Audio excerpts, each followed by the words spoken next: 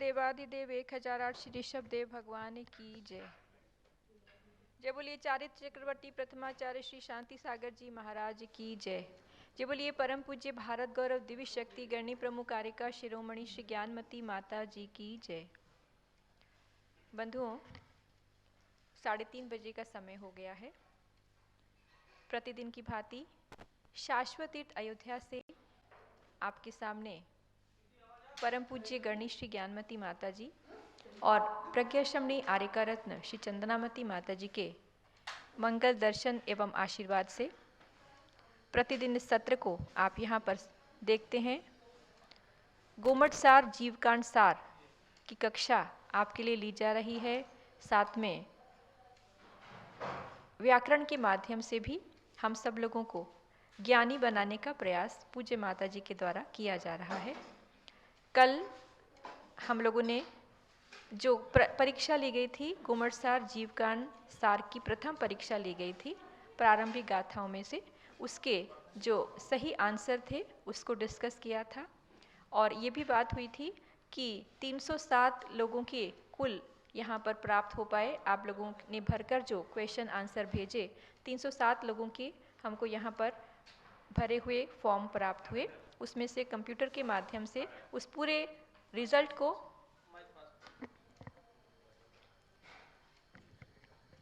आप लोगों के लिए उपस्थित किया गया था और आप लोगों के पास लिंक भी भेजा गया है। एनसाइक्लोपीडिया ऑफ जैनिज्म के होम पेज पर उस रिजल्ट को लगाया गया है और साथ में सही आंसर के जो पेज था उसको भी वहाँ पर डिस्प्ले किया गया है। कल ये बात हुई थी कि इसमें से हम सबको ये जानकारी कल भी दी गई थी कि लगभग 307 लोगों में से 15 लोगों में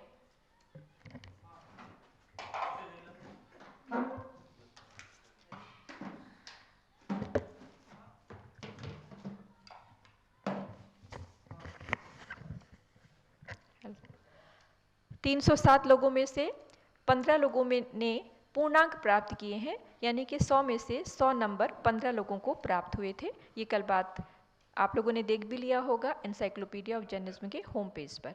तो आज सबसे पहले तो ड्रॉ निकालने का समय है।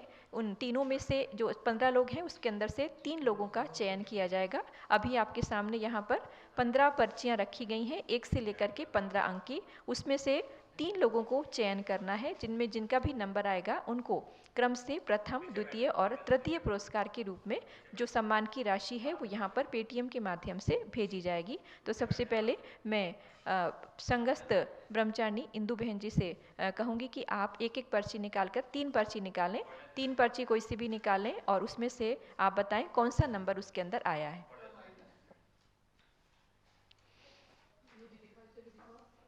पहला नंबर 13 नंबर आया है। 13 नंबर पे हैं शैला निर्मल कुमार दगड़े चापानेर। इनके लिए सब लोग करतल ध्वनि के द्वारा सम्मान कीजिए। शैला निर्मल कुमार दगड़े चापानेर, इन्होंने जो है प्रथम पुरस्कार प्राप्त किया है। आपको अपने ज्ञान के अर्जन को ही मुख्य लक्ष्य लेकर के चलना है। लोगों के अंदर थोड़ी सी जागृति भी रहती है परीक्षा के माध्यम से, और पुनः हम उस अपने जो पढ़ा हुआ मैटर है उसको रिवाइज करते हैं जब परीक्षा होती है। तो इसलिए ये भी एक क्रिया आवश्यक होती है, एग्ज़ाम लेना और उसका रिजल्ट वहाँ पर आउट करना। दूसरी पर्ची निकालेंगे बहन जी। दूसरी पर्ची है 3 नंबर पर हैं अनुपम साहू जी, औरंगाबाद महाराष्ट्र। अनुपम साहू जी औरंगाबाद महाराष्ट्र, इनको जो है द्वितीय पुरस्कार से सम्मानित किया जाएगा। तो ये इन्होंने नंबर सबके 100 में से 100 हैं, चूँकि 15 लोग हैं तो और पुरस्कार 3 हैं, तो ड्रॉ के माध्यम से उनका चयन करना आवश्यक था। उसके बाद तीसरी पर्ची और निकाल दीजिएगा। तीसरी पर्ची निकालिएगा।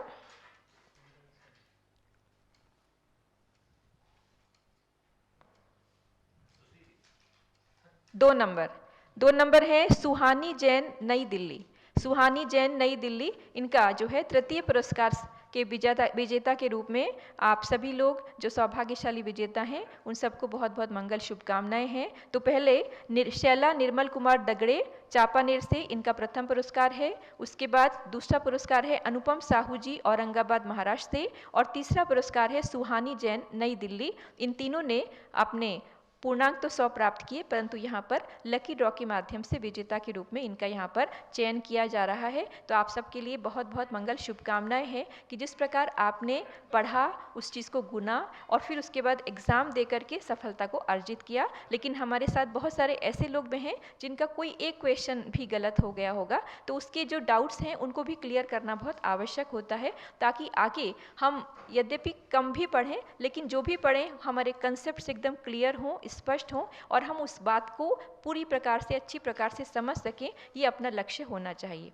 तो यहाँ पर ये एग्ज़ाम की प्रक्रिया तो पूर्ण हुई। अब इसमें हमको आपसे ये बताना है कि कल एक मुख्यतः से एक प्रश्न आया था कि आपने प्रश्न नंबर था, इसमें आप लोग भी इस बात के माध्यम से जाने, एक प्रश्न आया था कि दर्शन मोहिनीय कर्म के कितने भेद हैं। तो इसमें 4 ऑप्शन दिए गए थे, 2, 3, 6 और 7। तो इसका जो सही उत्तर था वो 3 था। कुछ लोगों का किन्हीं का प्रश्न आया कि आप इसको 7 कहना उचित है या 7 इसका उत्तर होना चाहिए। तो अब इस बात को आप अच्छी प्रकार से स्पष्ट कर लीजिए कि दर्शन मोहिनी के कितने भेद हैं और कितने भेद के नाश से यहाँ पर सम्यक दर्शन की उत्पत्ति की बात कही गई है। तो आप समझिएगा,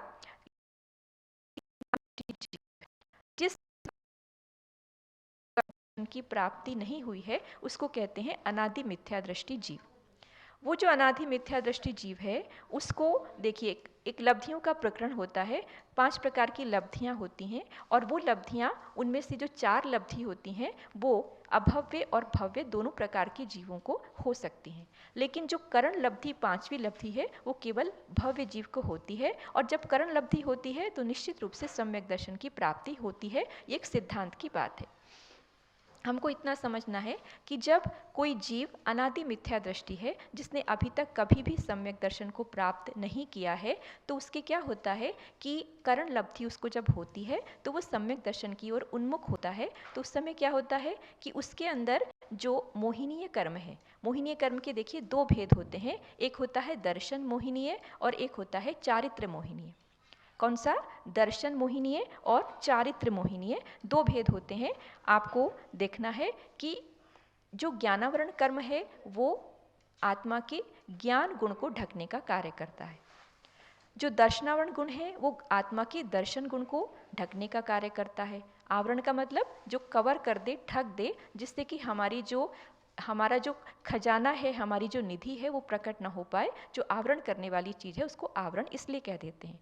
और जो मोहिनीय कर्म है वो क्या करता है? सम्यक दर्शन का घात करता है। जीव को अपने स्वरूप की बात, महिमा पता ही नहीं चलती, ऐसा ये दर्शन, ऐसा मोहिनीय कर्म होता है। उसको पहले 2 भागों में बांटा, दर्शन मोहिनीय और चारित्र मोहिनीय। जो दर्शन मोहिनीय है उसके 3 भेद हैं, 7 भेद नहीं है। दर्शन मोहिनीय के 3 भेद कौन से हैं? एक मिथ्यात्व, एक सम्यक मिथ्यात्व और एक सम्यक्त्व प्रकृति। 3 भेद हमेशा हम याद रखें, मिथ्यात्व, सम्यक मिथ्यात्व और सम्यक्त्व प्रकृति। ऐसे दर्शन मोहिनीय के 3 भेद हैं। और चारित्र मोहिनीय की जब बात करते हैं तो उसको 2 भागों में बांटते हैं। सबसे पहले कषाय वेदनीय और दूसरा अकषाय वेदनीय। कौन से? ध्यान रखेंगे, कषाय वेदनीय और अकषाय वेदनीय। कषाय वेदनीय को 16 भागों में बांटते हैं। उसके बाद जो अकषाय वेदनीय है उनको 9 भागों में बांटते हैं। तो कषाय वेदनीय में हमेशा आपको पहले भी कई बार बताया है और हमेशा गुरुओं के मुख से हम लोग सुनते हैं, 4 प्रकार की कषाय होती हैं, अनंतानुबंधी, अप्रत्याख्यानावरण, प्रत्याख्यानावरण और संज्वलन। और प्रत्येक के 4 भेद होते हैं, क्रोध, मान, माया, लोभ। यानी कि अनंतानुबंधी क्रोध, मान, माया और लोभ, अप्रत्याख्यानावरण क्रोध, मान, माया, लोभ, प्रत्याख्यानावरण क्रोध, मान, माया, लोभ और संज्वलन क्रोध, मान, माया, लोभ। ऐसे करके ये 16 भेद जो हैं वो कषाय वेदनीय के होते हैं।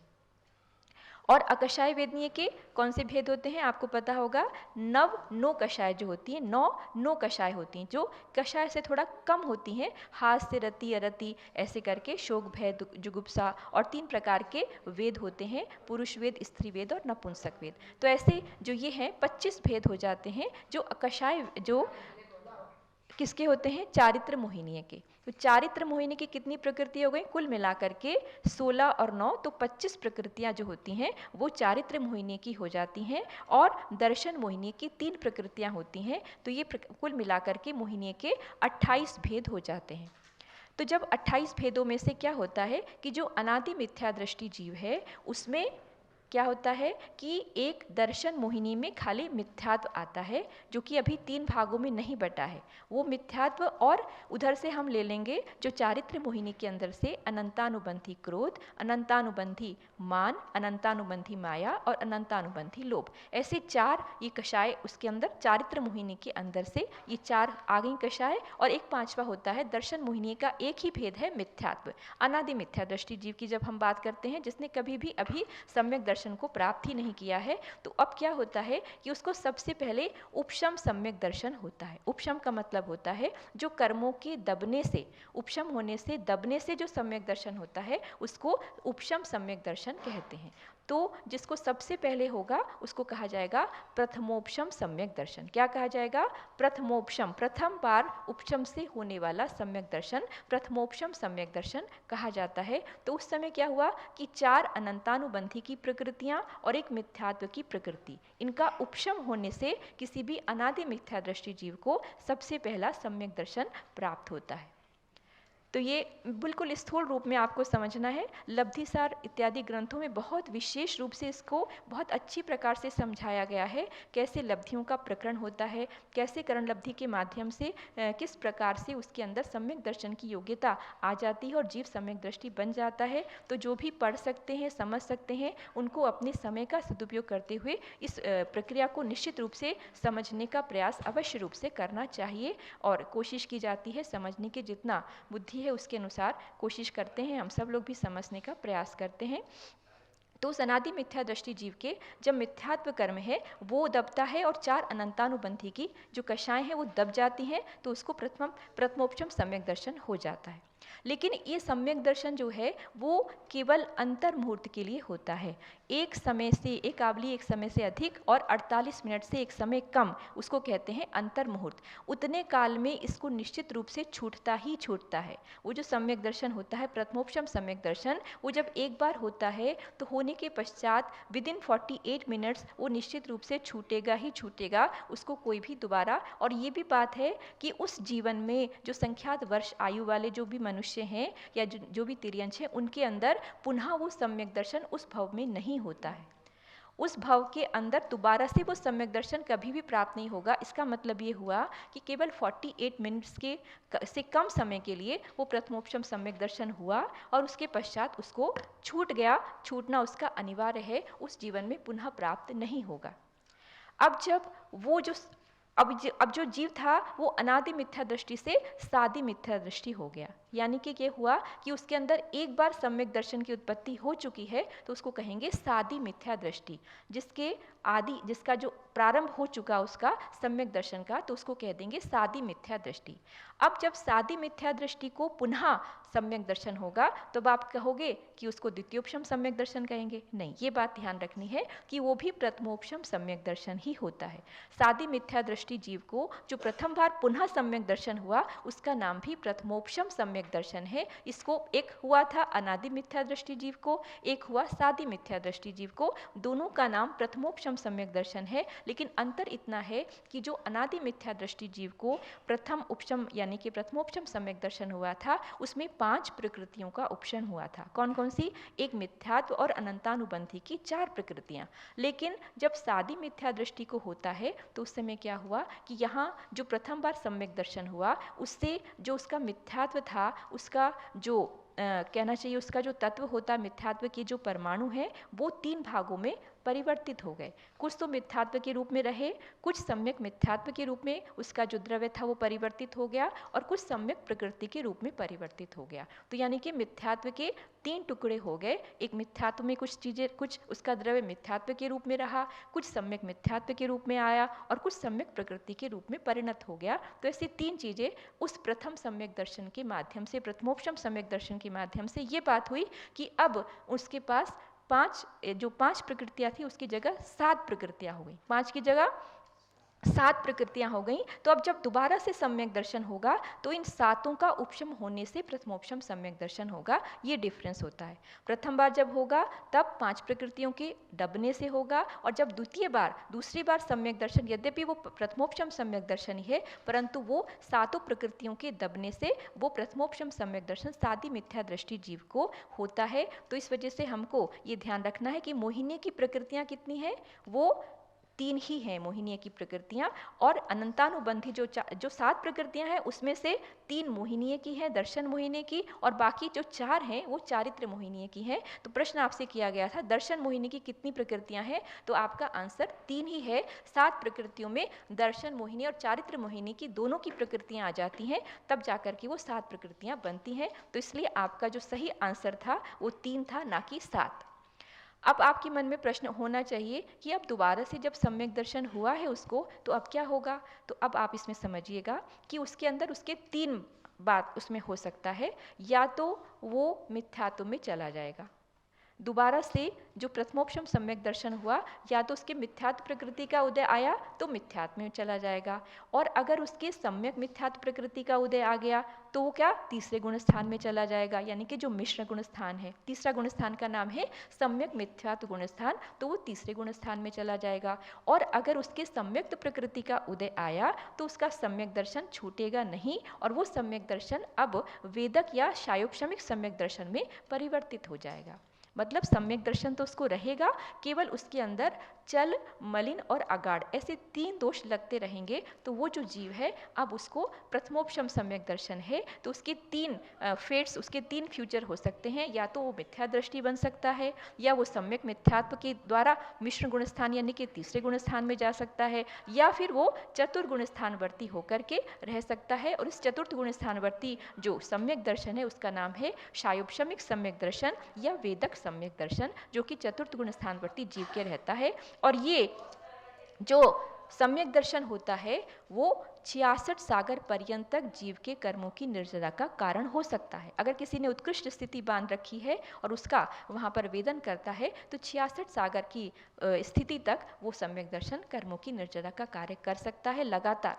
तो इस प्रकार से ये चीज़ें हैं जो बार बार पढ़ने से हमको जो स्पष्ट होती चली जाती हैं, और स्पष्टता के बाद जब हम उसको समझते हैं तो फिर हमेशा याद रहती हैं। तो आप कोशिश करिएगा कि अपने कंसेप्ट्स क्लियर करें। हम भले ही कम पढ़ें, हम ज़्यादा ना जानें, लेकिन जो भी जानें वो पूरी तरह अच्छा हो, सॉलिड हो, और हमको अंदर तक हमको गहराइयों से समझ में आए। क्योंकि ये जो बीज है, ज्ञान का बीज, वही एक दिन केवल ज्ञान के रूप में परिणत होना है। तो हमको आज से ही अपने बीज को अच्छी प्रकार से डालना है। हमको दिन में एक ही बात मिले 24 घंटे में, लेकिन एक ज्ञान की नई बात हमको पता चले, और वही ज्ञान धीरे धीरे करके जितना भी हमारा जीवन है, एक एक दिन करके एक एक ज्ञान की बात भी जानेंगे तो हमारे जीवन के अंत तक थोड़ा ज्ञान अर्जित हो जाएगा, और वही ज्ञान अगले भवों में हमको आगे के ज्ञान को प्राप्त कराने के लिए कारण बन जाएगा।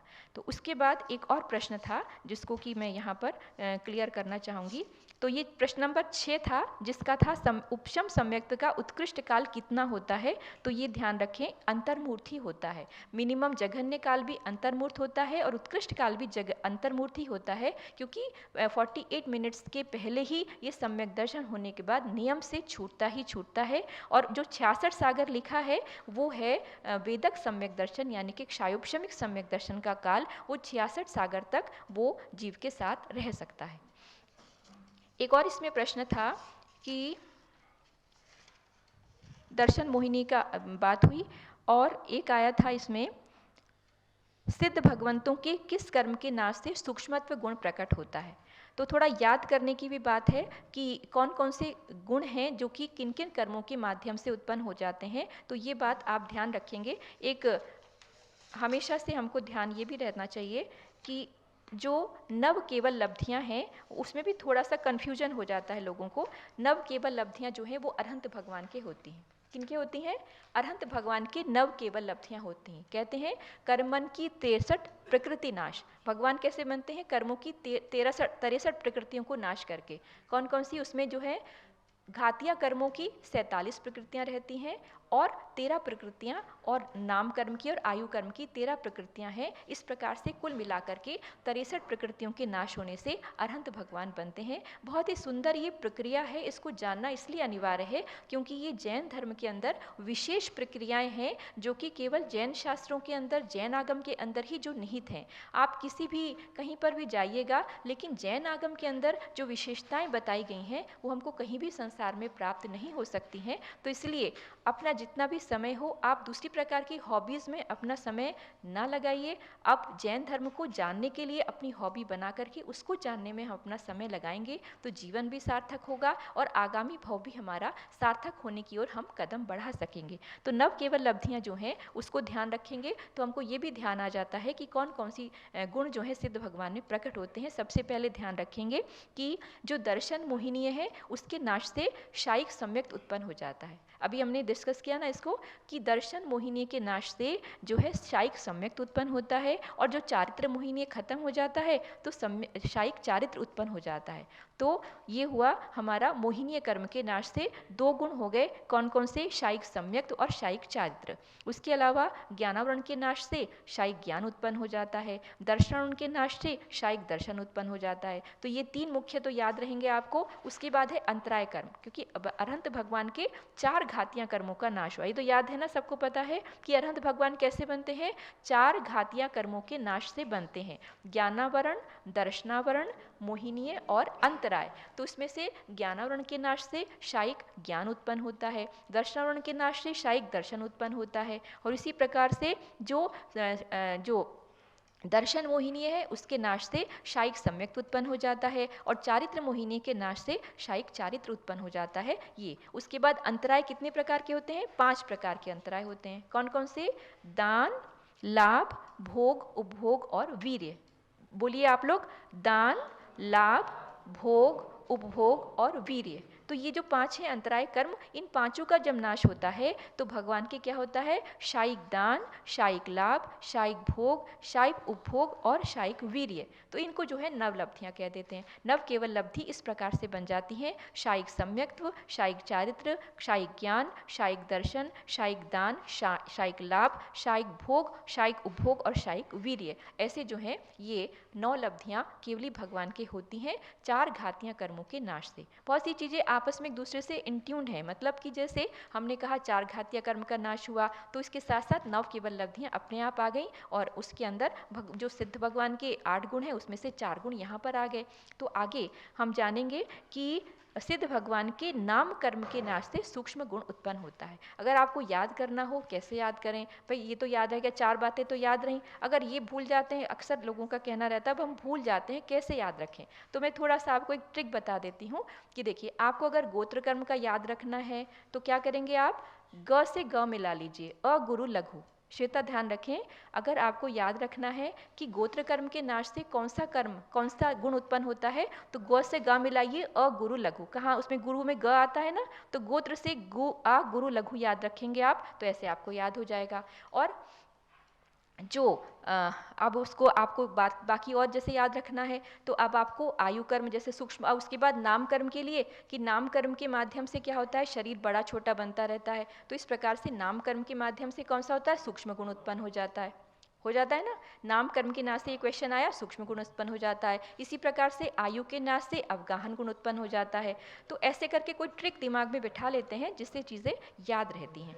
तो इस प्रकार से, और आज ये डिस्कस हमने इसलिए किया कक्षा के स्थान पर क्योंकि आज भी पूज्य गणेश श्री ज्ञानमती माता जी एवं पूज्य चन्नामती माता जी संघ के साथ आज भी टोंक के दर्शन करने के लिए गई हुई हैं। और आपको ये ध्यान देना है कि टोंक पर भगवंतों के यहाँ पर अयोध्या जैसे महान शाश्वत तीर्थ पर 5 भगवंतों की यहाँ पर जन्मस्थली है और उन सब की यहाँ पर जन्मस्थान बने हैं जिनको कि टोंक कहा जाता है। वहाँ पर माता जी की इच्छा रहती है कि हम अक्सर जाएं और भगवंतों के जन्म स्थान की वंदना करने का पुण्य हम अर्जित करें, इसी भावना से वो जाती हैं। जैसा कि आपको पता है कि यहाँ पर राम मंदिर के निर्माण में जो प्रतिष्ठा होने वाली है उसके लिए अब से कुछ ही 1-2 दिनों के बाद पूरे रास्ते यहाँ पर ब्लॉक होने वाले हैं। वहाँ पर जाना थोड़ा सा मतलब कठिन हो जाएगा और पैदल में भी कठिनाई आती है, क्योंकि बहुत लाखों की भीड़ यहाँ पर आने वाली है। तो उसके लिए सरकार के द्वारा बहुत सारी व्यवस्थाएं ऐसी की जा रही हैं कि जिसमें आना जाना थोड़ा सुलभ नहीं रहेगा।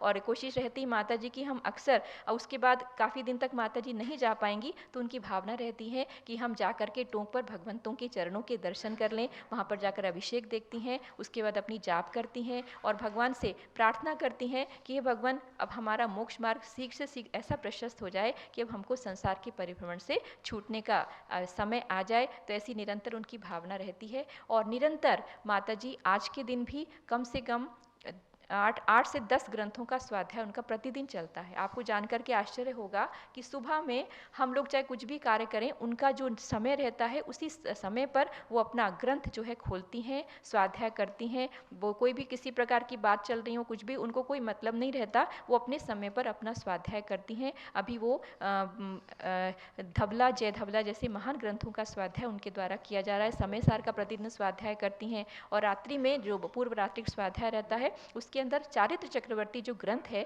उसके अंदर उसको ग्रंथ को यहाँ पर सबके सामने पढ़ा जाता है, ताकि प्रथमाचार्य शांति सागर जी महाराज की जो बहुत महान विशेषताएं हैं उनके व्यक्तित्व की, उससे हम सब लोग भी परिचित होते हैं। और इस प्रकार से प्रतिदिन ज्ञानार्जन के साथ और भगवान की भक्ति के साथ सब लोगों का समय व्यतीत होता है ऐसे महान क्षेत्र पर। तो कल पूज्य माता जी के दर्शन आपको मिलेंगे सुबह के लाइव में भी, और ये कक्षा भी उनके द्वारा ली जाएगी। तो अब मैं इस वक्तव्य को यहाँ पर विराम देते हुए पूज्य गणनिष्ठ ज्ञानमती माता जी की पूजन हम यहाँ पर प्रारंभ करते हैं प्रतिदिन की भांति।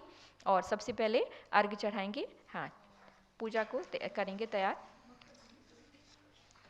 ओम ह्रीं प्रथमाचार्य श्री शांति सागर मुनिराय अर्घ्यम निरूपामिति स्वाहा। ओम ह्रीं उनके प्रथम पट्ट शिष्य आचार्य श्री वीर सागराय अर्घ्यम निरूपामिति स्वाहा। ओम ह्रीं परम पूज्य आचार्य श्री नेमी सागराय अर्घ्यम निरूपामिति स्वाहा।